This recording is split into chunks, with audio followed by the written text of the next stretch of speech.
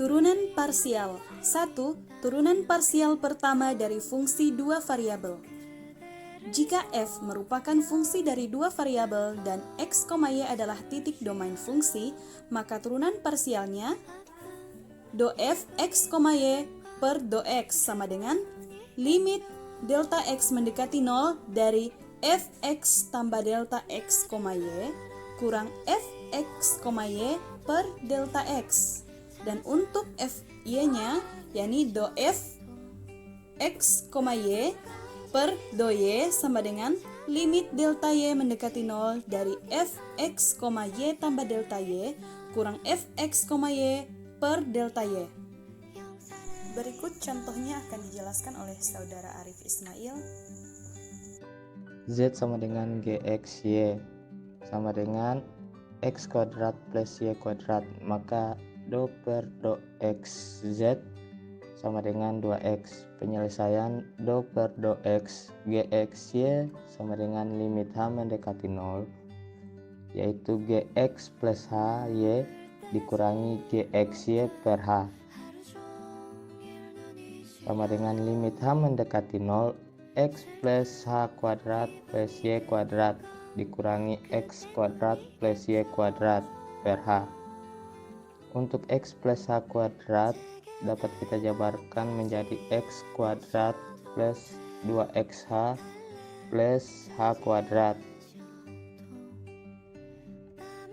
sehingga limit h mendekati 0 x kuadrat dikurangi x kuadrat plus y kuadrat dikurangi y kuadrat plus 2xh plus h kuadrat Per h menghasilkan limit h mendekati 0 2xh plus h kuadrat per h, sehingga limit h mendekati 0 2x plus h,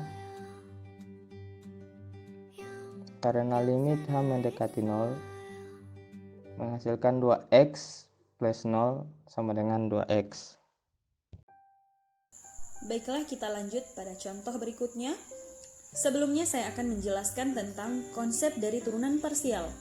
Konsepnya yakni menurunkan terhadap salah satu variabel dengan menganggap variabel lainnya sebagai konstanta. Kita lihat contoh. Fx, y sama dengan 3x kurang 2y pangkat 4. Nah, jika kita melakukan penurunan terhadap x, maka kita akan menganggap y adalah konstanta. Maka min 2y pangkat 4 adalah konstanta. Seperti yang telah saya lingkari dan diberi tanda dengan tinta merah. Maka fx atau do f per do x sama dengan 3 tambah 0. Di mana 3 merupakan turunan dari 3x dan 0 merupakan turunan dari konstanta. Sama halnya untuk variabel y, kita akan menganggap 3x sebagai konstanta. Maka do f per do y atau fy sama dengan 0 kurang 8y pangkat 3, di mana 0 merupakan turunan dari konstanta dan min 8y pangkat 3 merupakan turunan dari min 2y pangkat 4. Contoh lain akan dijelaskan oleh saudari Intan. Contoh yaitu fx, y sama dengan x kuadrat tambah 3xy kurang 4y kuadrat. Kita mencari turunan terhadap x dan juga terhadap y.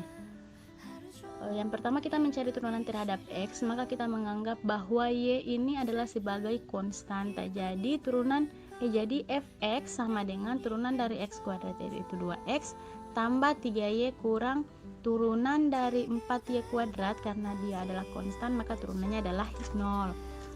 Kemudian mencari turunan terhadap y, kita menganggap x adalah sebagai konstanta. Jadi fy sama dengan turunan dari x kuadrat. Karena dia konstan, turunannya adalah 0 tambah 3x kurang 8y. Contoh sebelumnya berbeda kan dengan contoh ini, karena kalau contoh sebelumnya itu kenapa konstantanya berubah menjadi 0? Karena secara keseluruhan dia merupakan konstanta, sedangkan yang ini masih ada variabel yang menempel pada konstanta. Kita perhatikan turunan terhadap fx.